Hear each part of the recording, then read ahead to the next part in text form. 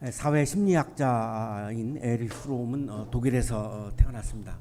하이델베르크 대학교에서 공부를 했고 교수 생활을 이렇게 하는데 나치가 들어서면서 미국으로 망명을 합니다. 그래서 콜롬비아 대학교에서 교수를 하고 또한 많은 책들을 썼는데요. 유명한 저서 중에 하나가 소유냐 존재냐라고 하는 그런 책입니다. 이 소유냐 존재라고 하는 책에서 에릭 프롬이 강조하는 것 중에 하나가 기쁨과 쾌락은 근본적으로 다르다라고 하는 것을 굉장히 강조합니다. 기쁨과 쾌락은 다르다. 이 책에서 이 본인이 기쁨을 영어로는 joy, 쾌락은 pleasure 이렇게 구분을 하고 있고 또 독일어로도 기쁨은 프로이데 그리고 쾌락은 페어니겐 이렇게 단어로도 이렇게 구분을 해주고 있습니다. 쾌락을 이렇게 정의합니다. 쾌락이란 무엇인가 욕망의 충족이라고 정의하는 것이 가장 적절할 듯하다. 그러니까 우리는 욕망의 충족이 되었을 때 이거를 기쁨으로 오해하거나 착각할 수 있다는 것을 굉장히 강조하는 겁니다. 그래서 이해를 돕기 위해서 쾌락의 구체적인 예를 이렇게 들어줍니다. 사회적으로 성공하고 돈을 더 많이 벌고 이게 다 쾌락에 속한다는 거죠.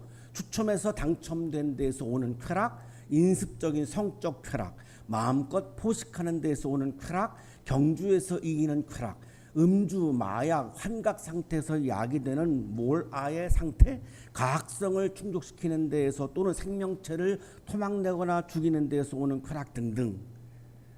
이런 것들은 쾌락이지 이거를 기쁨으로 말할 수 없다라고 이제 예를 드는 거죠. 소유로부터는 기쁨이 올 수 없다는 겁니다. 소유로부터 오는 것은 쾌락이라고 강조하는 겁니다.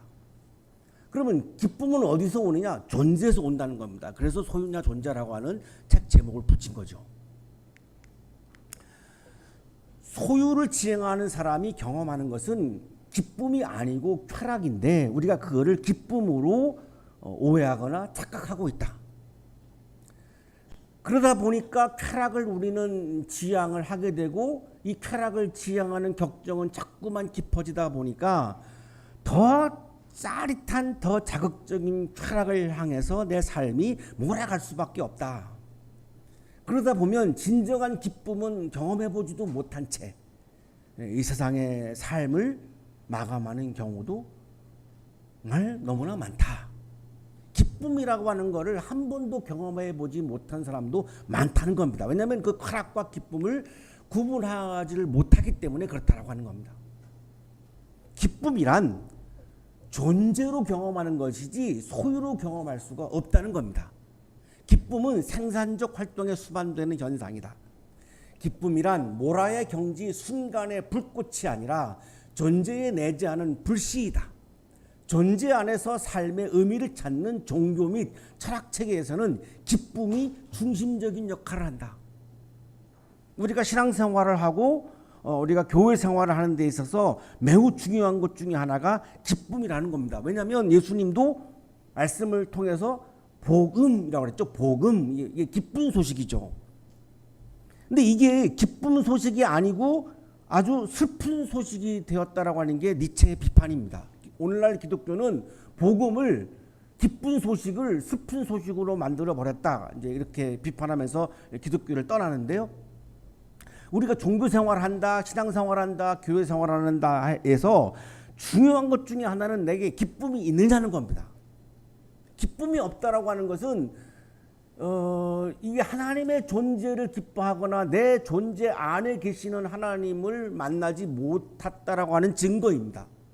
그러니까 교회 생활은 가능하지만 영적인 생활은 가능하지가 않은 상태인 겁니다.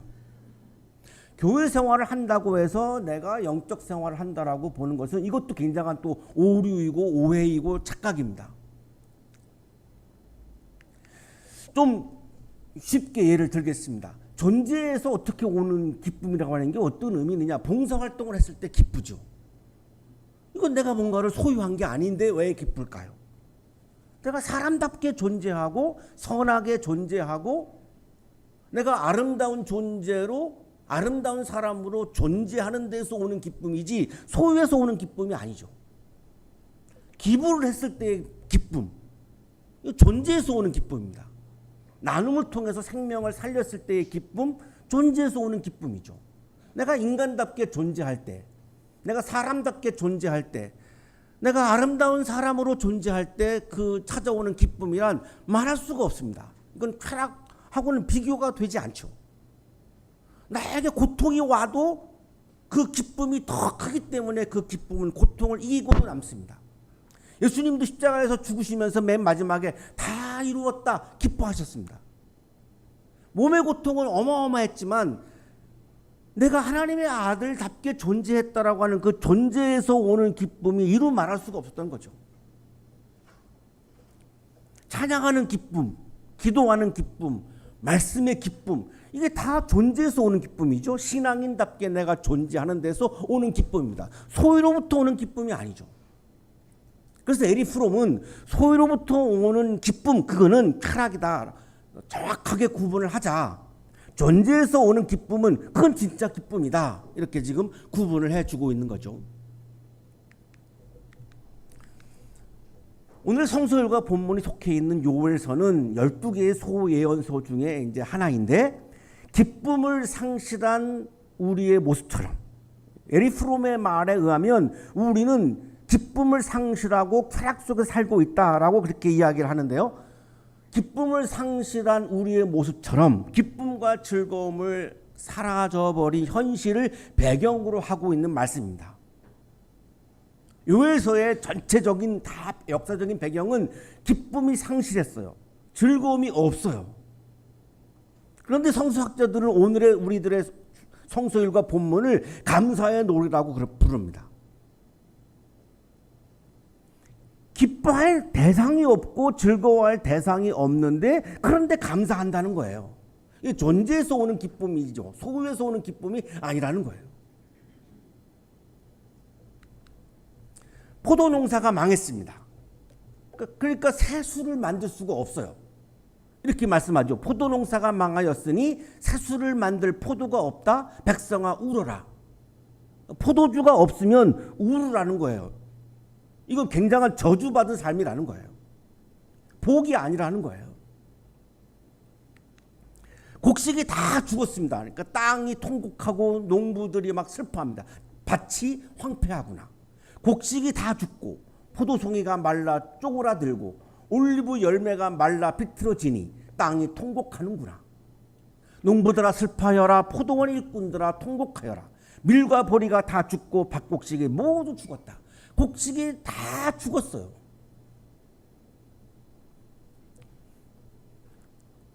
우리가 삶을 살아가면서 어떤 열매가 없어요? 내가 감사할 조건이 하나도 없어요. 환경이 없어요. 우리 다 지금 그렇게 살고 있죠. 그런데 감사절이다. 뭘 감사하라는 겁니까? 이 질문은 소유의 차원에서 하는 질문입니다. 내가 소유한 게 없는데 어떻게 감사하라는 겁니까? 존재에서 오는 기쁨을 보지 못하는 데서 오는 질문입니다. 기독교에서 말하는 감사의 영성은 소유에서 오는 기쁨과 감사를 말하지 않습니다. 왜냐하면 신앙이 없는 사람들도 나에게 좋은 조건과 환경이 주어지면 다 감사하죠. 신앙이 없는 사람들도 나에게 기쁨을 가져다 주는 조건과 환경이 주어지지 않으면 원망하죠. 그러면 기독교인들이 기뻐할 조건과 환경이 없다고 해서 감사하지 못한다면 그거는 그냥 자연인의 모습이지 신앙인의 모습이 아닌 겁니다. 기독교에서 말하는 이 감사의 영성은 조건과 환경에서 오는 감사를 말하지 않습니다. 전혀 그렇지 않습니다. 근데 우리의 이 눈이 영적인 시선이 자꾸만 거기에 머물러 있는 거죠. 자연인이나 보니까 그럴 수밖에 없는 면이 있습니다. 이거를 뛰어넘어야 되는 게 신앙의 영역입니다. 이거를 뛰어넘는 게 영성의 영역입니다. 기쁨이 없다.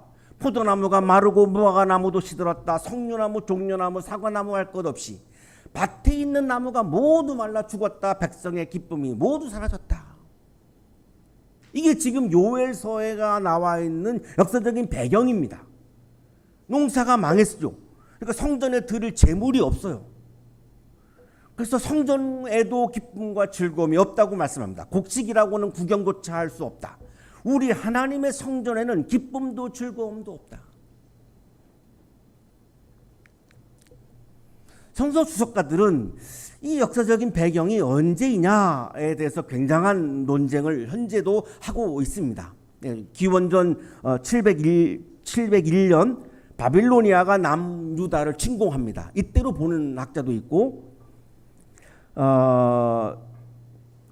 바빌로니아가 또 남왕국을 침공하죠. 이 기원전 588년입니다. 이때로 보는 사람들도 있고, 기원전 400년경에는 이제 바빌로니아가 무너지고 페르시아가 등장해서 이제 페르시아가 이 남왕국을 지배합니다. 기원전 400년경 페르시아의 지배 때로 보는 사람도 있고, 가장 최근의 연구는 또 바빌로니아 포로기, 기원전 586년에 이제 남유다가 망하죠. 이 포로기로 끌려갔을 때 상황이다라고까지 보는 이제 사람도 막 나와가지고 굉장히 현재도 이제 논쟁을 벌이고 있는 상황입니다.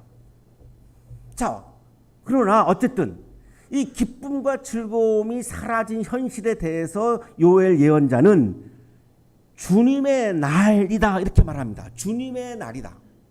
그러면 무슨 의미죠? 기쁨과 즐거움을 사라지게 한 주체는 하나님이라는 겁니다. 주님의 날이니까요. 유다 땅에 사는 백성아 모두 떨어라. 주님의 날이 오고 있다. 그 날이 다가오고 있다. 주님의 날은 놀라운 날, 가장 무서운 날이다. 누가 감히 그 날을 견뎌낼까?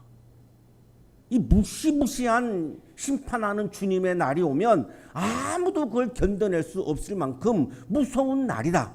그래서 지금 땅이 황폐가 되었고 곡식도 다 죽었고 열매도 다 죽었고 성전에 재물도 없고 온 세상이 다 죽어가고 있는 이 상황을 주님의 날이다라고 부릅니다. 주님이 하셨다는 겁니다. 아까 말씀드렸습니다만 아시리아가 침공해왔다, 바빌로니아가 침공해왔다, 페르시아가 지배했다 이런 나라들이 나오는데 역사적으로 그 나라들을 동원한 것은 하나님이다 이렇게 보는 겁니다. 요엘 예언자는. 기쁨과 즐거움이 사라진 현실에서 요엘 예언자가 강조하는 것은 하나님께로 돌아오라는 겁니다. 아시리아가 침공한 것도 바빌로니아가 침공한 것도 페르시아가 지배한 것도 다 하나님이 하신 것이기 때문에 하나님께로 돌아와야지 이것이 해결이 되지, 아시리아에 간다고 해서 바빌로니아에 간다고 해서 페르시아에 간다고 해서 해결될 일이 전혀 아니다라고 하는 영적인 통찰력을 가지고 요엘 예언자는 하나님께로 돌아오라를 굉장히 강조합니다. 왜 하나님께로 돌아가야 하느냐? 땅이 통곡하고 농부가 통곡하고 세상이 통곡하는 주님의 날 너머에 또 다른 주님의 날이 있다는 겁니다. 앞에서 말씀드린 주님의 날은 무시무시한 무서운 주님의 날입니다. 땅을 황폐하게 만들고 전쟁을 통해서 이 남유다가 완전히 망해버리는 그런 무서운 주님의 날입니다. 자, 그런데 그 주님의 날 너머에는 또 다른 주님의 날이 있는데 이 또 다른 주님의 날은 기쁨과 즐거움이 가득한 주님의 날이라는 겁니다. 하나님은 기쁨과 즐거움을 빼앗아 가기도 하시지만 또한 기쁨과 즐거움을 부어주시기도 한다는 겁니다. 앞에서 말씀하신 주님의 날은 심판의 날로서의 주님의 날이고 뒤에서 말씀하는 주님의 날은 구원의 날로서의 주님의 날이라는 겁니다. 우리가 바라보아야 할 것은 바빌로니아도 아니고 페르시아도 아니고 아시리아도 아니고 포도 열매도 아니고 곡식도 아니고 열매도 아니고 우리가 바라보아야 할 것은 온 우주의 주권자이신 하나님을 바라보아야 한다는 것을 강조하는 겁니다. 그렇지 않고는 이스라엘이 다시 살아날 방법이 길이 없다는 겁니다. 이게 주님의 날 너머에 있는 또 다른 주님의 날입니다. 오늘의 성서일과는 이렇게 시작합니다. 땅아 두려워하지 말아라. 땅에게 먼저 말씀하십니다. 기뻐하고 즐거워하여라. 땅에 지금 곡식이 없는데 땅이 어떻게 즐거워하라는 겁니까? 어떻게 기뻐하라는 겁니까? 이렇게 말씀하죠. 주님께서 큰 일을 하셨다. 지금은 곡식이 없고 포도 열매가 없고 그래서 포도주도 없지만 하나님께서 큰 일을 하셨다. 하나님이 하시는 큰 일은 잃어버린 기쁨과 즐거움을 다시 채워주는 큰 일이다.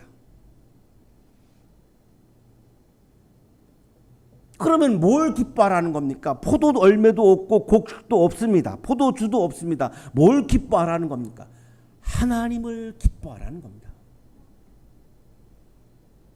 하나님의 존재를 기뻐하라는 겁니다. 에리 프롬의 통찰은 정말 천재적입니다. 포도 열매나 곡식이나 포도주나 이런 소유물을 기뻐하라는 것이 아니고 하나님이 지금 기뻐하고 즐거워하라고 하는 이 말씀은 하나님의 소유가 아닌 존재를 기뻐하라는 겁니다. 어렵습니다. 어떻게 하나님을 기뻐합니까? 하나님의 존재를 어떻게 기뻐합니까? 나에게 물질이 들어오든지 나에게 어떤 권력이 주어지든지 할 때 우리가 기쁜 거지 하나님의 존재를 어떻게 기뻐합니까? 라고 질문할 수 있습니다. 저는 연애할 때 애인을 만나면 그 애인의 이름은 백선입니다. 그 애인을 만나면 그 애인이 나한테 아무것도 주지 않았습니다. 한 번도 나에게 커피를 사준 적이 없습니다. 3년 내내 저만 냈습니다. 제가 굉장히 가난했는데도 불구하고 아르바이트 해가지고 그 어렵게 번 돈을 가지고 커피만 마신 게 아닙니다. 돈가스도 먹었습니다. 그 당시 돈가스는 비쌌습니다. 그러면 애인을 만나면 돈이 많이 나갑니다. 전 300원짜리 라면을 사 먹을 때였습니다. 300원짜리 라면 먹고 700원짜리 커피 마시고 그랬던 때입니다. 데이트할 때 영화 보고 싶으면 불란서 문화관에 가서 공짜 불란서 영화를 봤습니다. 무슨 말인지도 모릅니다. 돈이 없으니까. 근데 왜 그렇게 기쁠까요? 애인을 만나면 기쁜 겁니다. 나에게 어떤 소유가 주어지지 않는데 기쁩니다. 왜 그럴까요? 그냥 그 사람 자체, 사람의 존재 자체가 기쁜 거죠. 그러면 하나님의 존재 자체를 기뻐하는 게 왜 안 됩니까? 이게 기독교의 진정한 영성입니다. 하나님의 존재를 기뻐하면 내가 하나님의 존재 안에 머물고 하나님과 더불어 내가 지금 존재하고 있는 이것 자체가 나에게 너무나 감사한 거죠. 이게 진정한 감사의 영성입니다. 환경과 조건에서 감사를 찾으려고 하면 그건 자연인의 모습입니다. 그래서 하나님이 땅 보고 기뻐하고 즐거워하라는 거죠. 하나님의 큰 일을 보면서 큰 일을 하시는 하나님의 존재를 바라보면서 하나님은 큰 일을 하시는 존재이시니까 하나님만 봐도 기쁨이 넘치고 즐거움이 넘칠 수 있다는 거죠. 곡식은 없지만 열매가 없지만 포도주가 없지만. 그러고 나서 들짐승한테 말씀하십니다. 들짐승들에게도 기뻐하고 즐거워하라는 거예요. 열매가 없어요. 열매가 없는데 그럼 들짐승이 먹을 게 없지요. 풀도 없어요. 그러면 들짐승이 먹을 게 없어요. 소유물이 없습니다. 그런데도 기뻐하고 즐거워하라고 말씀합니다. 왜? 하나님의 존재를 기뻐하고 즐거워하라는 겁니다. 하나님은 큰 일을 하실 수 있는 분이고 하나님은 나로부터 기쁨과 즐거움을 빼앗아갈 수도 있고 나에게 한없는 어마어마한 기쁨과 즐거움을 채워줄 수도 있는 우주의 주권자이시기 때문에 하나님을 바라보며 하나님의 존재를 기뻐하라는 겁니다. 그리고 세 번째 가서 이제 사람들에게 말씀합니다. 시온에 사는 사람들아. 시온은 예루살렘을 의미합니다. 주 너희 하나님과 더불어. 와, 이게 나오죠. 주 너희 하나님과 더불어 기뻐하고 즐거워해라. 포도 열매를 기뻐하는 게 아닙니다. 곡식을 기뻐하는 게 아닙니다. 포도주를 기뻐하는 게 아닙니다. 하나님과 더불어 기뻐한다라고 하는 말씀은 하나님을 기뻐하는 거죠.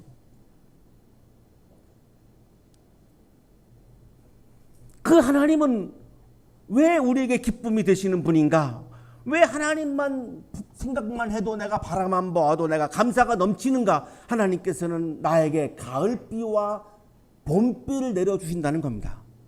팔레스타인에서 가을비는 씨앗을 심을 때 내리는 비입니다. 봄비는 팔레스타인에서는 씨앗을 추수할 때 내리는 비입니다.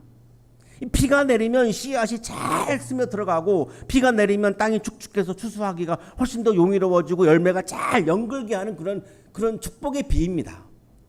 하나님은 이런 비를 우리에게 내려주시는 큰 일을 하셔서 우리들에게 기쁨과 즐거움을 채워주시는 분이라는 거죠.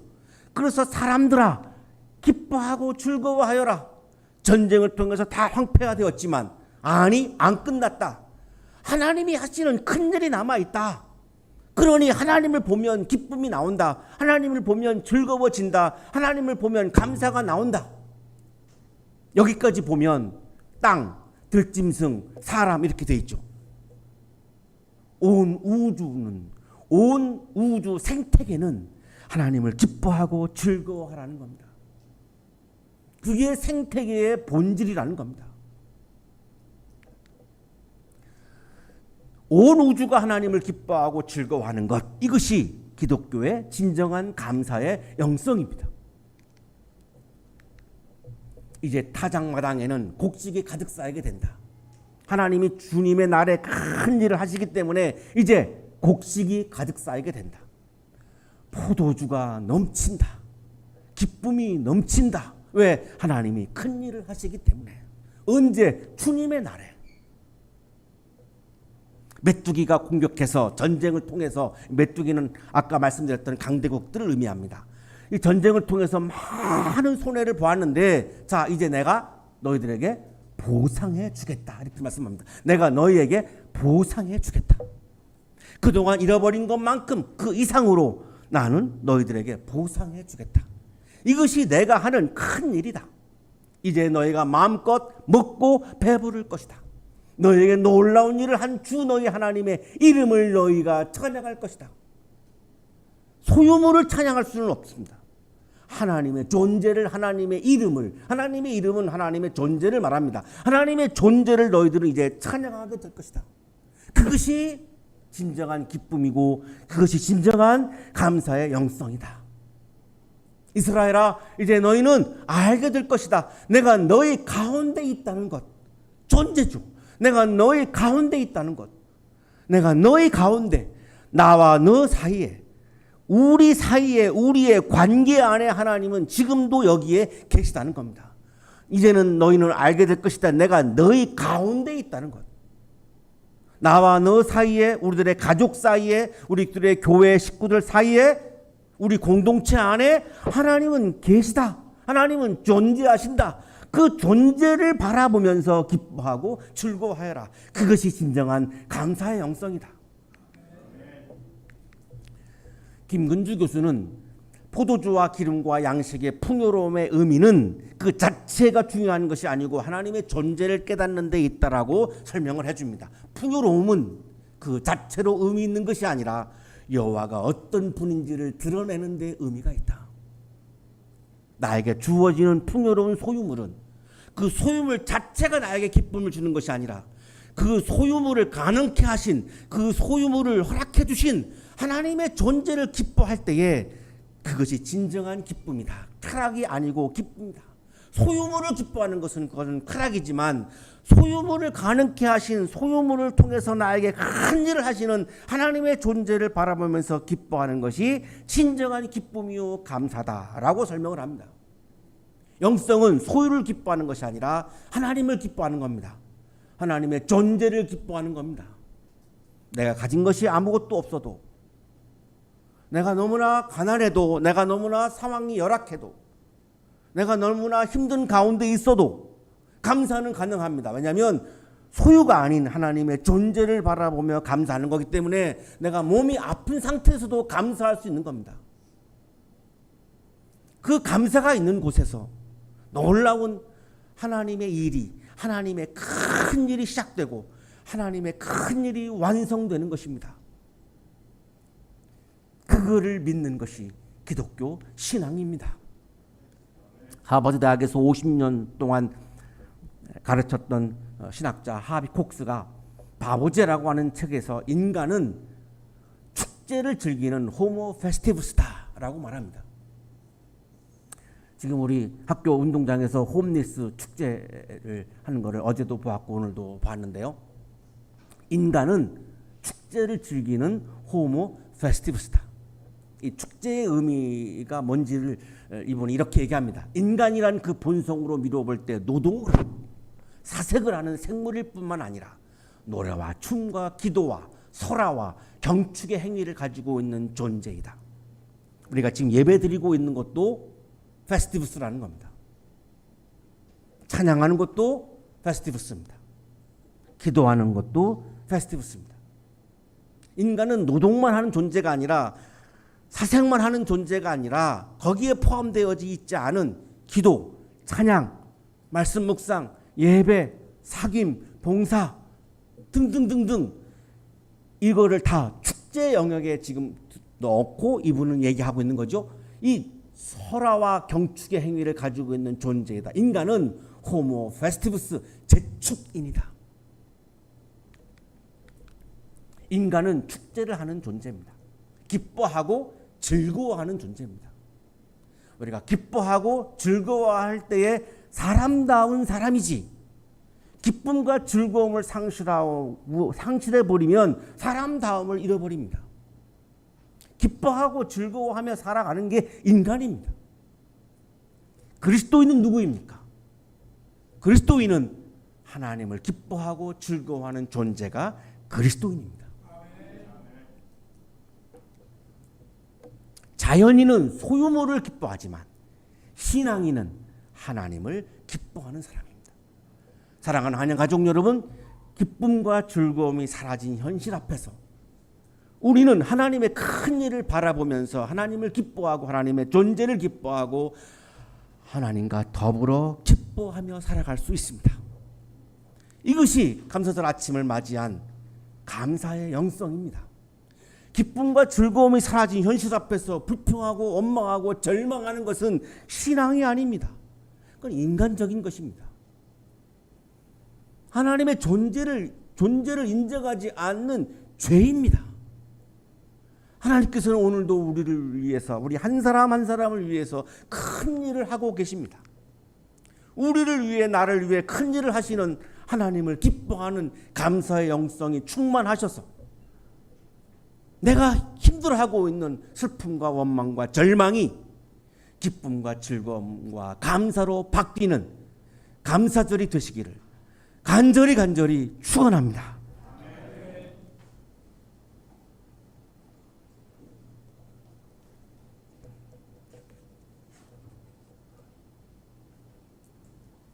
어렵고 힘든 조건과 환경 앞에서 넘어질 때가 많았습니다.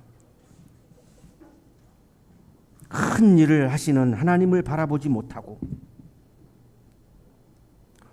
원망하고 불평하고 포기하고 주저앉았던 시간이 우리에게 너무나 많이 있었음을 고백합니다. 주님, 우리의 믿음을 깨워주셔서, 우리의 영성을 깨워주셔서 조건과 환경이 나를 너무나 힘들게 하는 상황에서도 고개를 들고 눈을 뜨고